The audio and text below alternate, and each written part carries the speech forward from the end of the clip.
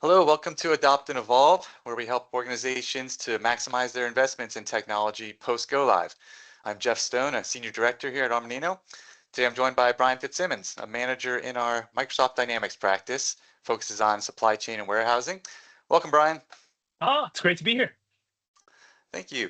Well, so I know you implement Dynamics 365, finance and supply chain for lots of different industries. Today, I wanted to dig into some of the unique aspects of implementing for life sciences clients, and especially focus on the kind of challenges after go live. Sound good? Sounds good to me. All right. So yeah, tell us a little bit about that. Yeah, so I think life sciences companies are super unique for so many reasons, but they typically they come to us at a time in their life cycle where they're just getting started. They've just gotten, an investment and they're starting to invest in their infrastructure in ways that they haven't done before. But doing so, they've got all kinds of regulatory requirements. They've got all kinds of specialized workflows, things like that, that they need to abide by. And so they're coming to us to sort of know what those are and have experience with what those things are and figure out a way to make it work for their specific business process. Excellent. So how does Armanino help those organizations navigate those challenges with an Yeah. ERP implementation?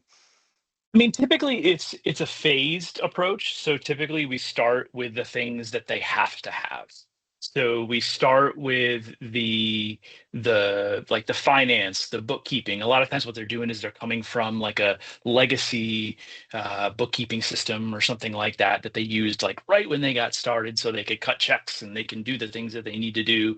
And so we're coming in and we're saying, let's start with that. Let's get the base in. And that is typically going to be on a pretty quick timeline. When they get that investment, that first investment, this is going to be one of the first things they do because that's going to give them the ability to really invest in their reporting and be able to spit out some good data for their investors. But it's really that part's really important because it lays the groundwork for everything that we're going to be doing later on, and we want to make sure we do it right the first time because we don't want to have to go back and do some of these things differently when we finally implement things like manufacturing or planning or things like that. So For sure. And they may not yeah, know that approach yet when they start, if they're going to yeah. be, contracted or do it internally, right? Yeah, a lot of these companies don't know what they're doing yet. I mean, they don't know what they don't know, and sometimes even the system dictates a lot of that stuff for them. Some of our best implementations are where we're able to show them things that the system can do, and that in some ways dictates what path they go down. So especially with things like you mentioned, CMOs and contract manufacturing, things like that, very common in the industry. We see a lot of them. We work with a lot of them, and so we've built integrations with those systems because a lot of times we're not doing everything in the ERP system first. We're sort of tagging on to a CMO or a 3PL or some sort of outside system and integrating that for inventory purposes into D365. Same thing with like a LIM system or a quality management system or something like that, where they have experience, the company that we're working with has experience in that program. So there's a little bit of a, if it ain't broke, don't fix it type approach where, let's keep that there for now. Let's integrate it with something like D365. And then as the years go on, we can figure out ways to either tack onto it or bring some of that stuff into D365 if we need to. Perfect. Yeah, there's a lot of fun decisions to make Yeah. upfront in those projects with all the different phases and the designs. And again, I think Yeah. we could talk about that all day, the planning and design aspects. I guess I want to focus a definitely little could. bit on the post go live then. So Yeah. they have something in place that they're starting with. Yeah. So what types of maybe report requests do we get more often from life science clients because of the Yeah. way they've implemented? Yeah. I mean, like I said, the first phase or the initial implementation of D365 is a lot of times pretty quick, and it's done in a way to get things going. So you're laying the roots of what will become your ERP system. So your financial system and your dimensions and your financial dimensions and your all the different things that you have that will sort of be the basis of the system going forward, because at its core, an ERP system is a financial system. And so, what we're doing in that phase one is we're setting the groundwork. And then once they go live, they're coming to our managed services team.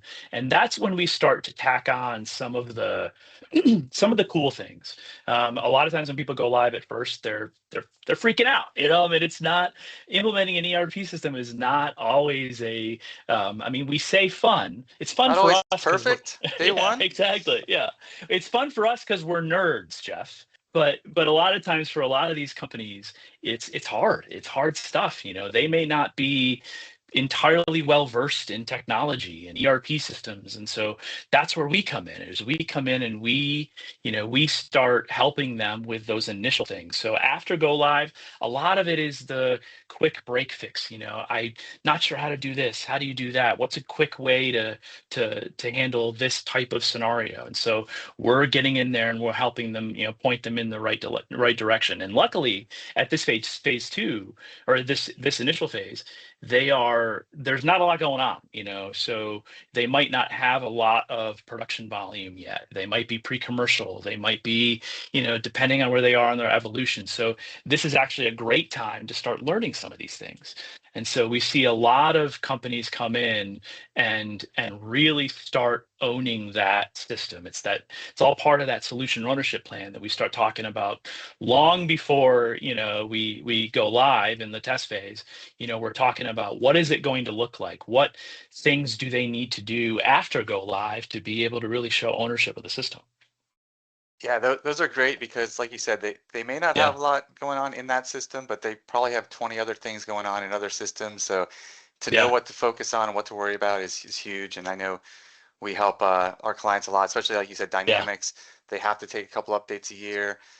So we can really take the lead on that for them to make sure they don't have to Hmm. worry about it. We can help them up to the point of regression testing, or we share with them what's new in the system. But there are certain clients that are going to want to really administer the system themselves, own it, enhance it, and others that are going to say, we got our baseline in, we're going to Yeah. set it and forget it for the next 6 months, and that's a big part of figuring out what that's going to look like early on is super important. Well, and I think, Jeff, I think that's where we shine too, especially in managed services, where when we are tracking, every day the evolution of the system in the back end. So we're reading the release notes, we're getting in there, and we're testing the new functionality. And as we're doing that, I'll be in there testing something new, and I'll be thinking, you know what, this would be great for this client, or this would be great for that client, and so then I'm kind of making a mental note for that to go and talk to the client about, this might be something, this new functionality might be something that they want to focus on, because they're not doing that, and they shouldn't be doing that. They shouldn't be in the weeds of the system like we are. That's where we shine, and that's the role that we should be playing. That's awesome, man. Yeah. So I guess the secret to the success though is having that experience, that industry knowledge to really to Hmm. gain that trust from the beginning with these clients. And obviously you've got that. You get it day Yeah. one in front of clients, seen it many times. Do you have a recent example of a real life story here where you've helped a life science client really to evolve the system? Yeah, I mean, I think that thinking back to it, we had a client recently that was pre-commercial going commercial, and they're a validated system, so the requirements of updating the system and changing the system were super, super, super high. The reporting requirements and the documentation that we needed to provide for all of the different changes that we were going to make was a huge thing for both us and them. And so but once they went live, and they were a company that actually had some manufacturing in-house as opposed to using a CMO. And so once they got in the system and they started using it a little bit, then they started seeing, because there's only so much that you can show before you go live, because at that point you're just trying to make it work for exactly the things that you need. Once you go live, then you start noticing some of the things that, man, it would be cool if it did this, or it would be cool if we could change that. So for this company, this specific company that I'm talking about, we did a number of different things. They had very specific requirements with labeling. A lot of companies, in the life sciences space have, very intricate labeling requirements. There's certain barcodes that need to be on there. There are certain icons or logos and things like that that need to be on there. And so that was one of the things that we did is we implemented a very specific labeling program, but then also throughout their warehouse. They wanted to make it easy for their warehouse workers and their manufacturing folks to be able to move things throughout the warehouse.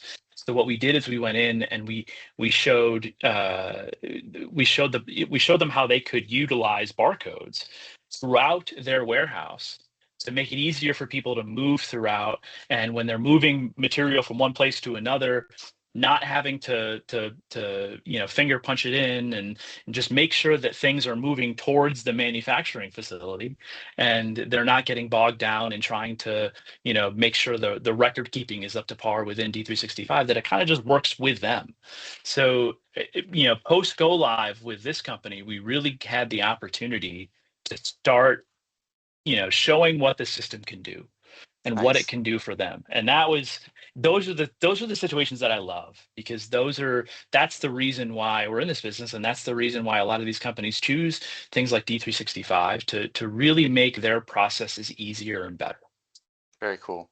Yeah. Well, I was talking to a nonprofit colleague the other day, and it's kind of a similar uh, indirect Yeah. good feeling to help these life science companies too. I mean, they're doing great things with curing cancer, and I've worked with people that are basically growing DNA and doing some crazy stuff. And it's tough sometimes to speak their language and gain their trust. But I Mhm. think I know you do a good job at it. I think we really try hard to have a strong Yeah. life science kind of business knowledge in our organization too, so that then we can get those kind of feel that reward of helping those companies indirectly to really make a difference.